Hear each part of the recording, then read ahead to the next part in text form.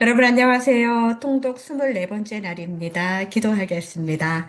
하나님 감사합니다. 말씀 보게 해주셔서 감사합니다. 사무엘하 읽으면서 하나님의 마음 알게 하시고 우리에게 회개가 일어나는 시간, 회개한 것을 반드시 지키고 다시 돌아가지 않는 믿음의 결단과 또 확신이 있는 통독의 여정들에게 인도하여 주옵소서. 감사드리며 예수님의 이름으로 기도합니다. 아멘. 네, 사무엘하 9장부터 16장까지 어떻게 보면 좀 흥미롭게 읽으셨을지도 모르겠어요. 역사에 대한 이야기잖아요. 어떤 분들은 요즘 통독 분량이 좀 적어가지고 공동체 성경 읽기로 아예 지금 11개까지 다 읽으셨다는 분들도 계세요. 네, 여러분 파이팅입니다. 역사 재밌는 분들 이 부분 즐겁게 읽으셨으면 좋겠고요.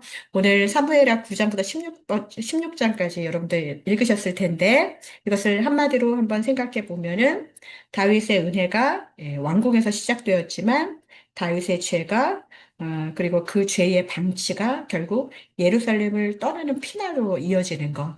예루살렘이라는 곳을 두고요. 여러분들은 이제 이곳에서 어떻게 하나님이 다윗을 왕성하게 하시고 또 그것 때문에 어떤 것들을 간과해서 또 떠나는 일이 생겼는지 이런 것들을 보는 게 통독하실 때 포인트라고 볼 수 있겠습니다. 여기 지도를 보시면은 예루살렘, 제가 여러분들한테 이 강의 영상을 이렇게 제공해 드리는 이유는 특별히 제 강의 영상이 뭐 다른 것보다 뛰어나서는 아닙니다. 네, 그냥 하루하루 제가 말씀 읽으면서 이전에 통독했을 때 헷갈렸던 부분이나 그냥 읽다 보니까 모압은 저기겠지 이런 생각 안 하고 그냥 막연하게 읽었었던 그런 시절들을 생각하면서 조금이라도 이렇게 지도를 보면서, 이쪽에 이 나라가 있었구나. 이쪽에 지명이 있구나. 왜 여기가 이렇게 건너가야 되는지. 그런 것들을 알려드리는데요. 정확하지는 않지만 참고하시라고 하는 거니까요. 어, 그냥 이렇게 듣지만 마시고, 네, 화면으로 보실 수 있으면 좋겠습니다. 최소한 제 얼굴은 작게 나왔어요. 네.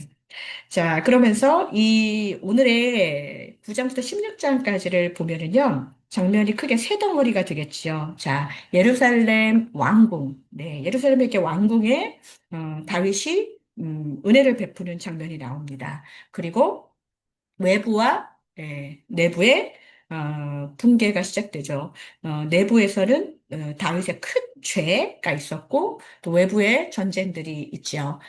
그 전쟁들 여러분들 기억하실지 모르겠습니다. 어, 이후에 장절 정리할 때 조금 더 하고요. 그리고 왕가의 균열이 켜져서 나중에 어떻게 돼요? 압살롬의 반역으로 네, 완전히 갈등이 폭발하게 되는 거. 오늘 읽으시면서 어떻게 보면은 우리 약간 대하 드라마 보는 느낌이 아니셨을까 싶어요. 자, 9장에 보면은요. 자, 예루살렘의 다윗과 무비보셋이 네, 왕의 식탁에 함께하는 장면이 나옵니다.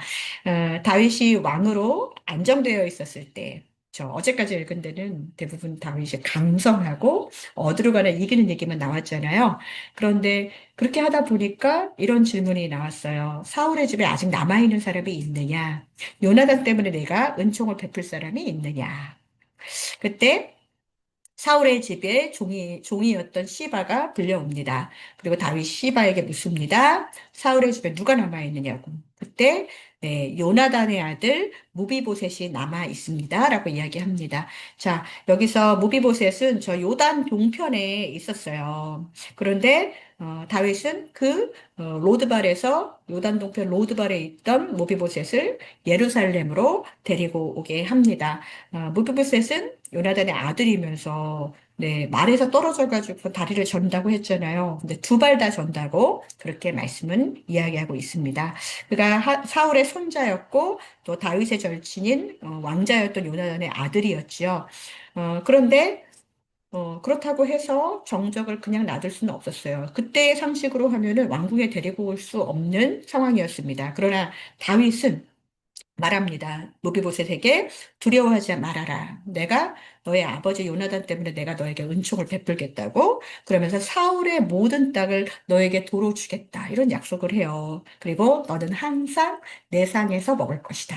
그러니까 무비보셋은 왕자처럼 다른 왕자들과 동등하게 다윗의 상에서 함께 먹고 그랬던 은혜를 누리게 되었습니다. 되게 아름다운 장면이에요. 다윗 왕국에서는 이런 일만 있었으면 좋겠습니다. 이것은 그냥 단순한 복지가 아니에요. 정치적으로 보면은 이 사울의 가문은 잠재적으로 잘라내야 되는 그런 경쟁의 씨앗일 수 있어요. 그런데 다윗은 언약을 따라서 위험을 제거하는 방식이 아니라 은혜로 품는 방식을 선택했다는 것이죠. 그리고 시바는 종들과 함께 그 땅을 경작해 수확을 올리라는 지시를 받게 됩니다. 그래서 이 구장은 예루살렘 왕궁에서 은혜라는 그런 왕권의 모습을 드러내 보이는 장면입니다. 너무 아름답지요? 근데 이제 9장까지, 어제 9장까지 다 읽으려다가 그래도 이런 따뜻한 장면 하나는 있어야 될 것 같아가지고 제가 9장을 딱 넣었는데요. 그리고 나서 10장은, 어떤가요? 네, 9장은 참 좋았어요. 네, 10장에서는, 어디가 나오나요? 이게 암몬이라는 곳 보이시나요? 자, 여기 노란색으로 제가 암몬이라는 곳, 그리고, 이 암몬에서, 암몬랑 나하스가 죽었잖아요. 그리고 아들 한운이 왕이 됩니다. 그때 이제 예루살렘에서 다윗이 암몬으로, 아버지 나하스가 죽었기 때문에 조문사절을 보내요. 그리고 예의를 갖추지요. 그런데 암몬에 있는 신하들이 하문에게 말합니다. 이거는 조문이 아니라 정탐입니다. 왜 그랬을까요? 그런데 하논이 그래서 다윗의 조문사절들을 수염을 다 반쯤 깎아버려요. 그러니까 그리고 옷을 잘라서 수치를 주고 돌려보냅니다. 이때 다윗이 화가 났지요. 네, 냉정하게. 그러나 사절들에게 여리고, 여기 암몬에서 예루살렘으로 들어오기 전에 이 여리고 보이시나요? 네. 여리고에서 머물다가 돌아오라는 그런 배려를 합니다. 여기를 잘 보셔요. 자, 네. 전쟁의 그림자가 보이는 순간입니다. 암몬은 아람이 어디 있나요? 저 위에. 네. 아람 용병까지. 자, 여기로 용병까지 다 데리고 옵니다. 이때 암몬과 아람의 이 연합군과 전쟁을 하는데 이때 장수가 누구예요? 네, 요압과 아비새가 있죠. 특히 요압이 전장 한가운데서 말하잖아요. 너는 담대하라. 우리가 우리 백성과 우리 하나님의 성을 위하여 담대히 하자. 네, 요압은 참 담대한 사람이었어요. 네, 좋은 뜻으로도 또 때로는 안 좋은 뜻으로도 그래서 여호와께서 선히 여기시는 대로 행하시기를 원하노라 이렇게 얘기하면서 전쟁에 이깁니다. 그런데 이 장이 우리에게 묻고 있는 것은 우리가 10장까지 읽었을 때 9장 은혜로워요. 또 10장도 싸움에서 이기니까 전쟁, 외부 전쟁 잘 막았어요. 그런데 11장부터 또 어려움이 있죠. 이것은 사실은 이 예루살렘에서부터 시작된 어려움이었습니다. 뭐예요?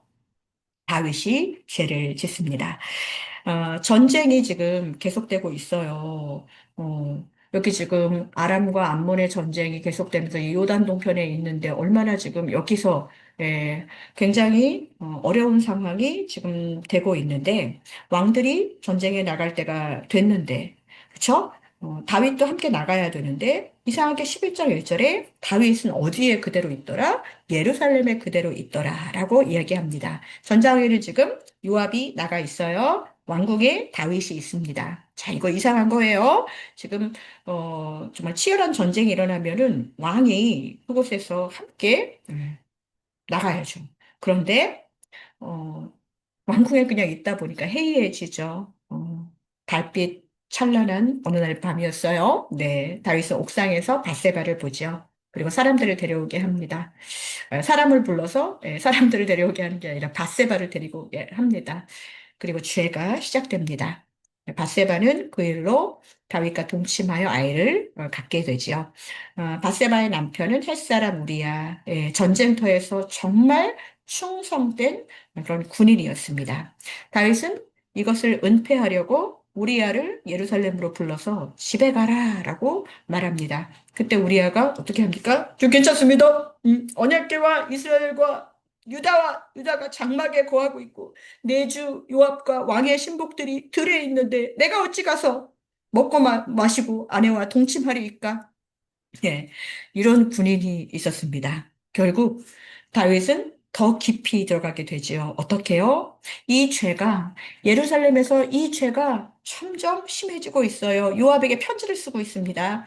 네, 우리아가 죽고 다윗은 바세바를 왕궁으로 데리고 오지요. 겉으로는 문제가 정리된 듯해요. 하지만 성경은 한 문장으로 결론냅니다. 여호와 보시기에 악하였다. 그쵸?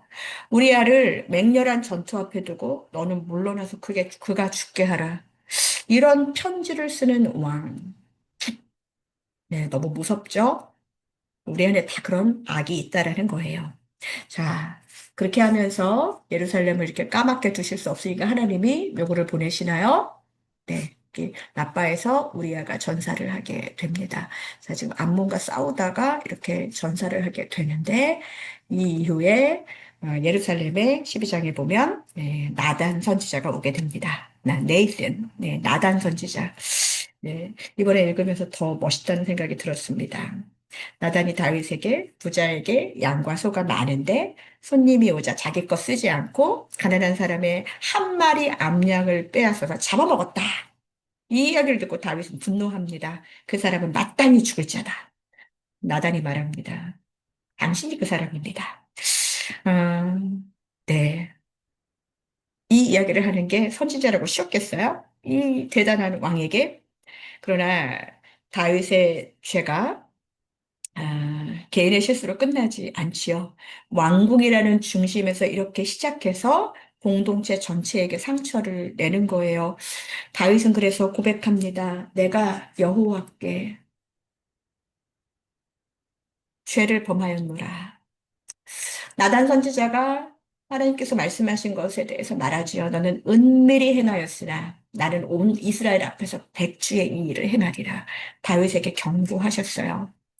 예, 제가 신학교 다닐 때 사무엘하 이 말씀을 읽고 나서 다윗의 마음, 그리고 앞으로 진짜 사역을 할 때 있어서 하나님의 종으로 살 때 있어서 이거 되게 저는 무서웠던 것 같아요. 그래서 은밀히 행하는 것, 내가 감추고 싶은 것, 그런 것 중에 하나님께서 백주에 드러내는 일들, 그런 것들을 경험한 사람이 더 은혜로운 것 같아요. 더 큰 일이 벌어지지 않게 하나님이 그때그때 죄를 깨달을 수 있는 계기를 주시잖아요. 문제는 뭐냐? 이렇게 책망을 받아도 듣지 않는 사람들이 있어요. 감히 나한테 그렇게 말해? 근데 아니에요. 다윗을 보면서 우리가 배워야 될 거, 왕도 책망받아야 됩니다. 그리고 회개해야 됩니다. 네, 다윗은 회개합니다. 여러분은 제가 통일 왕국 시대에 다윗의 시대 때 쓰여졌던 역사서와 또 무슨 책이 있다고 그랬죠? 구약 성경에 시가서가 있다고 그랬죠. 다윗이 시편의 75개를 썼고, 그 다음에 잠언, 전도서, 아가서는 솔로몬이 거의 썼다고 말씀을 드렸어요. 다윗의 회개의 장면 바로 여기에 나옵니다. 시편 51편. 정결한 마음 주시옵소서. 나를 주님 앞에서 멀리하지 마시고. 그 찬양 아시죠? 네, 여러분 오늘 이 찬양 한번 부르시면서 이 말씀 묵상하셨으면 좋겠습니다. 나단 선지자는 용서의 말을 전하지만 결과는 남아요. 여기 다윗의 범죄함으로 임신된 아이는 죽게 됩니다. 다윗은 슬퍼했고 금식했지만 결국 이 사실을 받아들이죠. 그리고 시간이 지나서 바세바가 다시 아들을 갖게 되고 그 낳은 아들의 이름이 뭔가요? 네, 솔로몬입니다. 하나님이 사랑하시는 자라는 여디디야라는 그런 이름을, 별명을 갖고 있는 솔로몬. 그 이름이 주어지면서, 이 11장과 12장을 잘 읽어보세요. 하나님이 사람이 범죄했을 때 안타까워 하시면서 책망하시지만 그 은혜가 완전히 사라진 게 아니라 잘못한 것에 대해서 하나님이 책망하시고 그 결과 대가도 있지만 심판과 회복, 것이 함께 얽혀 있는 장면입니다. 제가 여기에서 이 다윗의 회개라는 곳에 빨간 것을 쳤습니다. 이 과정이 없으면 안 돼요. 여러분, 사무엘하 읽으시면서 오늘 혹시라도 은밀히 행하셨던 그런 알게 모르게 지은 모든 죄들 하나님께 회개하시는 시간이 되셨으면 좋겠습니다. 자, 13장과 14장 이제 왕이 예루살렘에서 범죄를 하고 그러다가 이제 점점점 어떤 일이 있나요? 암논, 다말, 압살롬으로 이어지는 왕가의 내부 붕괴가 시작됩니다. 이것은 외부 전쟁보다도 더 무서운 전쟁이에요. 가정과 왕가 안에서 벌어지는 진짜 그 다툼. 보통 우리가 사극을 봐도 왕실안에서 이루어지는 거잖아요. 예, 암논이 누군가요? 다윗의 아들이에요. 그리고 다말은 다윗의 딸입니다. 근데 이복 누이예요. 공주이지만 엄마가 달라요. 그리고 다말과 압살롬은 엄마가 같고, 네, 아버지도 당연히 같죠. 그런데 암논이 다말을 욕망하게 됩니다. 그리고 암논의 이 욕망함에 책략을 돕는 사람이 요나답이라는 또 사람이 나옵니다. 요나답의 조언으로 암논은 병든 척하면서 다말을 불러들이고 결국 비극적인 결말이 일어나게 되지요. 그러면서 다말의 그 친오빠 압살롬이 겉으로는 침묵하지만 마음에 분노를 품게 되죠. 그러면서 나중에 2년을 기다렸다가 그 기회를 만들어가지고 바알 하솔이라는 곳에서 그 준비시켜가지고 양털 깎는 그런 잔치로 준비시켜가지고 암논을 죽이게 되지요. 그리고 암논이 죽자 압살롬은 도망갑니다. 그곳이 어디예요? 네, 여기 그슬. 여기가 지금 예루살렘이잖아요. 근데 멀리도 갔어요. 자, 여기까지 압살롬이 피신한 게 3년이에요. 근데 여기서 보세요. 다말이라는 이름을 여러분들이 창세기에서도 보셨을 거예요. 네, 요셉, 예전에 제가 아는 분이 야곱의 아들 요셉, 그다음에 예수님의 아버지 요셉 하니까 도대체 요셉은 몇 년을 산 거냐고 이렇게 농담 아니게 진실로 물으셨거든요. 네. 다말은 네, 동명이인입니다. 창세기 38장에 유다의 며느리 다말 기억하시나요? 네. 시아버지한테 이렇게 동심해가지고 베레스와 세라를 낳고 그래서 다말은 예수님의 족보에 나오잖아요. 그 다말이 있고 이 다말은 압살롬의 친누이 암논에게 수치를 당했었던 그 다말입니다. 이렇게 이름을 조금 정리해 두시면은 덜 헷갈리시는 부분들이 있으실 거예요. 자, 그렇게 되면서 그수랑 달메에게 도망가가지고 3년을 피신해 있었던 압살롬, 이제는 다윗의 집, 이곳이 아름다운 은혜의 집이 아니라 왕가의 그 균열이 생기고 하는 상처의 집으로 그렇게 바뀌게 되지요. 그러면서 왕가 내부가 붕괴합니다. 네, 그리고 14장은 네, 이제 요압이 움직이죠. 네, 요압은 왕의 마음이 압살롬에게 향한 것을 보고 드고아라는 지역에서 지혜로운 여인을 데리고 오는 거 기억하시죠? 네, 드고아 여인에게 드고아 여인이 다윗에게 비유로 호소를 합니다. 그 결과 압살롬을 예루살렘에서 데리고 올 수 있게 되었어요. 하지만 중요한 조건이 붙었습니다. 그의 집으로 물러가게 하여 내 얼굴을 볼 수 없게 하라. 처음에는 그랬어요.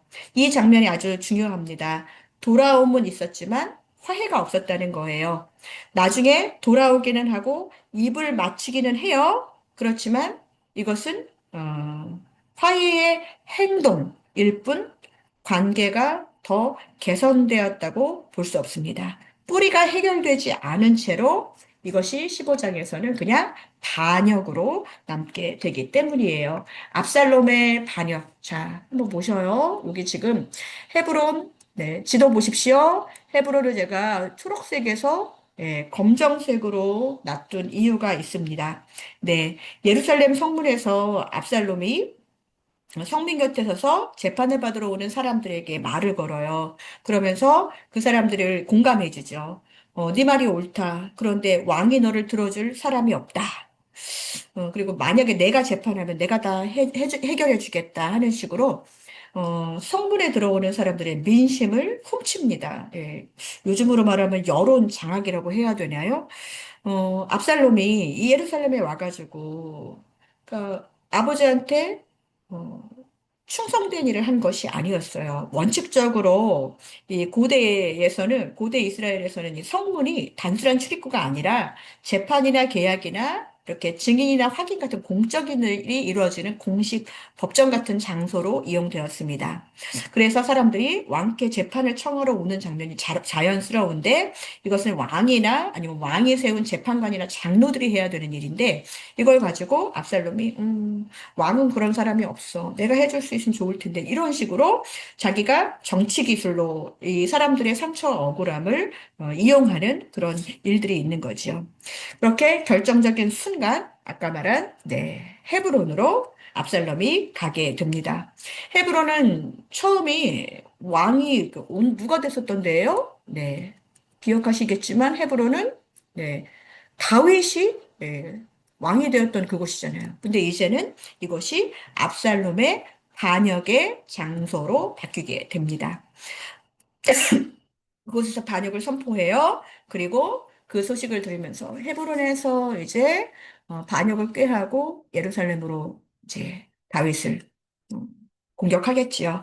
그러니까 다윗은 이 소식을 듣고 이 궁궐에 있었던 예루살렘을 떠나게 됩니다. 네, 너무나도 안타깝죠. 다윗이 피난하는 장면이 15장에서 나오는데 저는 왜 읽으면서 너무 슬펐어요.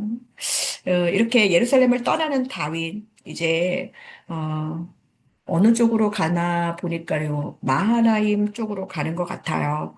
네. 예루살렘을 나와서 기드론 시내를 건너고 백성들이 함께 울며 길을 가지요.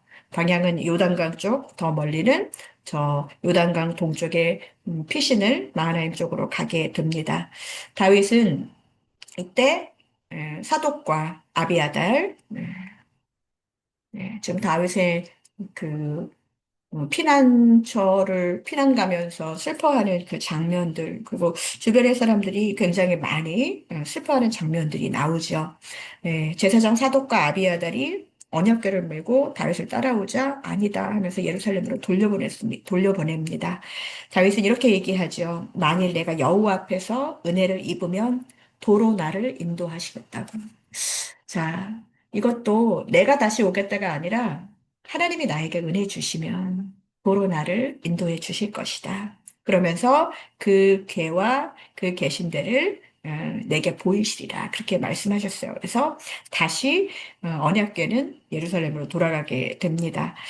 이때 다윗과 함께한 사람들, 다윗의 신하들, 그렛 사람, 블렛 사람, 제가 지난번에 말씀드렸죠. 네, 분하야가 관장했던 외국인 용병 집단이라고 말씀드렸잖아요. 그리고 가드 사람 이때와 그의 사람들, 네, 그의 부하들도 같이 가게 됩니다. 어, 압살롬의 편이 있었던 사람도 있었어요. 아히도벨, 그리고 다윗과 반대하면서 다윗을 모욕했던 시므이, 그리고 중간에 이간질했던 시바. 네, 시자로 시작하는 사람들이 별로 안 좋은 것 같아요. 또 나중에 보면은 어, 사독과 아비아달도 왔다가 다시 언약궤 메고 돌아갔고 또 후세가 왔잖아요. 다윗과 함께 울면서 올라가지만 다윗이 예루살렘으로 다시 되돌려서 압살롬 진영을 흔들 만한 내부 조력자 역할을 후세가 하게 됩니다. 전쟁이 군사력뿐이 아니라 여러 전쟁을 했었던 이 다윗에게는 정보와 또 마음의 전쟁으로 진행되게 되는 것이죠. 그러면서 이 16장 읽으시면서 아까 시바와 시므이 이야기했는데 시바가 누구였죠? 네, 무비보셋을 돕던 그 신하 시바입니다. 식량을 가지고 와서 다윗에게 무비보셋이 예루살렘에 남아 있고 오늘 이스라엘 내 조상 나라를 내게 돌리리라 그렇게 말했다는데 이거 다윗이 그 말을 그대로 믿고 무비보셋의 재산을 시바한테 넘기잖아요. 그런데 이거 진실과 거짓이 섞여 있는 거예요. 이제 이 관계가 흔들리게 되지만 나중에 그것이 밝혀지게 됩니다. 또 시므이라는 인간, 네. 나중에 이제 이 시므이란 사람은 사울의 집안 쪽 사람이어서 그래서 다윗을 향해서 돌을 던지고 저주하지요. 피 흘린 자여 여호와께서 내게 갚으셨다. 다윗의 부하 아비새가 내가 저자의 머리를 베겠다 했지만 다윗이 이번에도 막습니다. 그가 저주하는 것은 여호와께서 허락하신 것일 수 있다. 여기서 다윗이 복수보다 하나님 앞에서 이 낮아짐을 선택하죠. 나중에 시므이는 또 하나님이 알아서 하십니다. 피난길의 다윗, 이 11장의 다윗, 다른 모습으로 이렇게 비춰지게 되지요. 마지막으로 여기 다윗이 요때 압살롬의 반역을 피해서 어, 했던 시편이 나와요. 시편 3편에 보면은 여호와여 나의 대적이 어찌 그리 많은지요. 일어나 나를 치는 자가 많으니이다.